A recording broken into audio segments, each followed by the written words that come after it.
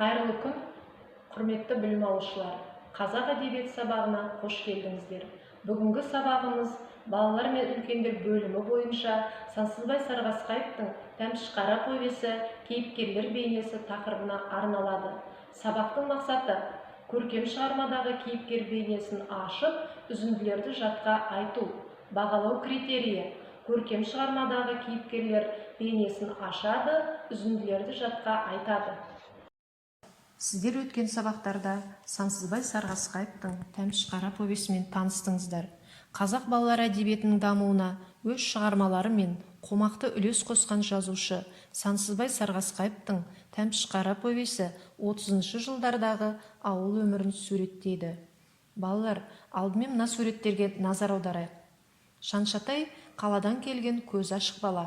Ол «Октябрь балалары» деп аталатын газеттің бар екендігін ауыл балаларына таныстырып, Ертайдың суретшілік дарындылығын бағалай отырып, қабілетін шыңдай түседі.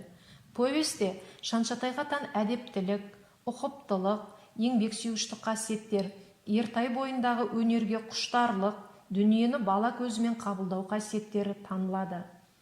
Шаншатай бойындағы асыл қасиеттер әңгіме кейіпкерлері Ертай, Бейсекүл, Иманбектерге ерекше әсер етіп, үлгі бола білсе, бүгінгі жасөспірімдерге де үлкен өнеге.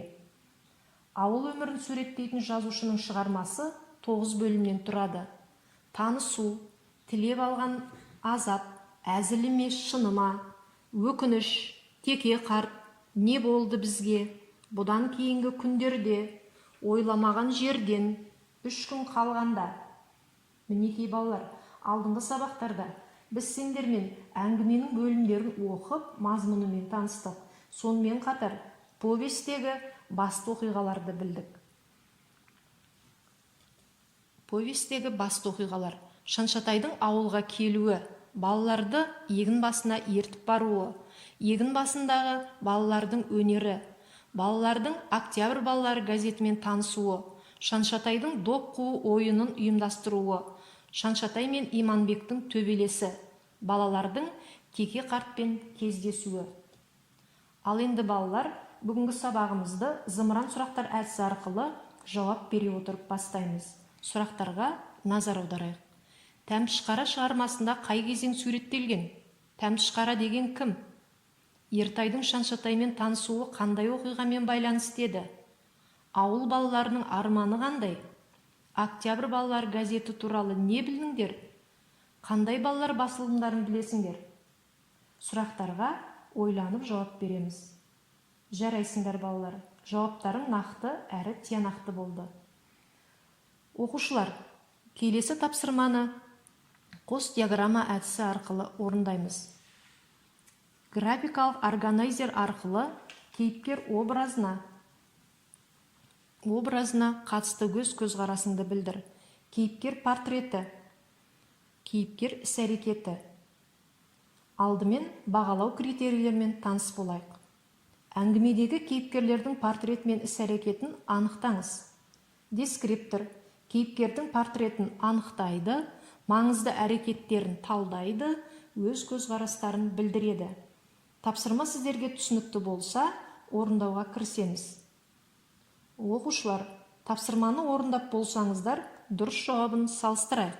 Ықтимал жауаптар: кейіпкер портреті еңбексүйгіш, әдепті, ұқыпты, кішіпейіл, сыпайы, адал, қайырымды, қамқор, кеңпейіл. Кейіпкер іс-әрекеті: қаладан келген, «Октябрь балалары» газетінің бар екенін ауыл балаларына таныстырды. Ертайдың дарындылығын бағалап, қабілетін шыңдай түсті. Газет тасушы теке қартты ауыл балаларына сыйлай білуді ұғындырды.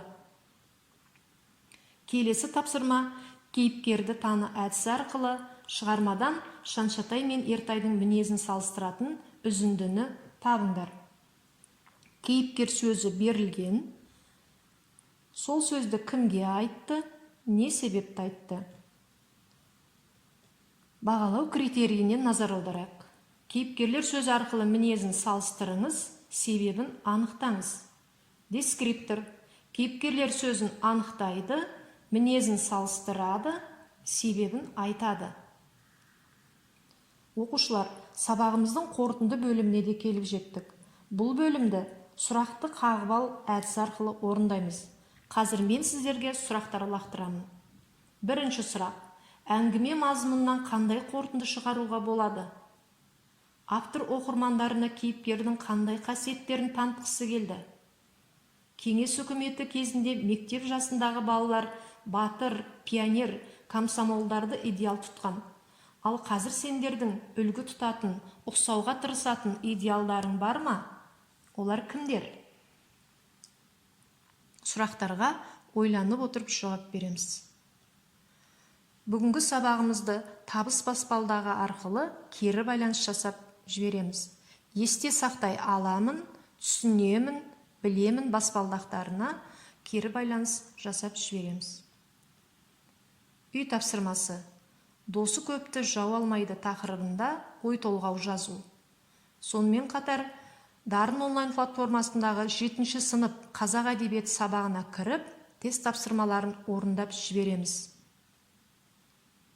Балалар, бүгінгі сабағымызды қорытындылай келе, бүгінгі сабақтан түйгеніміз жас жеткіншектердің ой арманы, қоғамға пайдалы істері, өнер білімге деген құштарлығы, бір-біріне адалдығы, достық қарым-қатынасы, автор шығармасы бойынан көрініс тапқан. Олай болса, бүгінгі сабағымыздың кейіпкері Шаншатай бейнесі арқылы қайырымды, парасатты, еңбекқор, жанашыр, өз ісімізге адал болуға талпынайық. Зейін қойып тыңдағандарыңызға рахмет.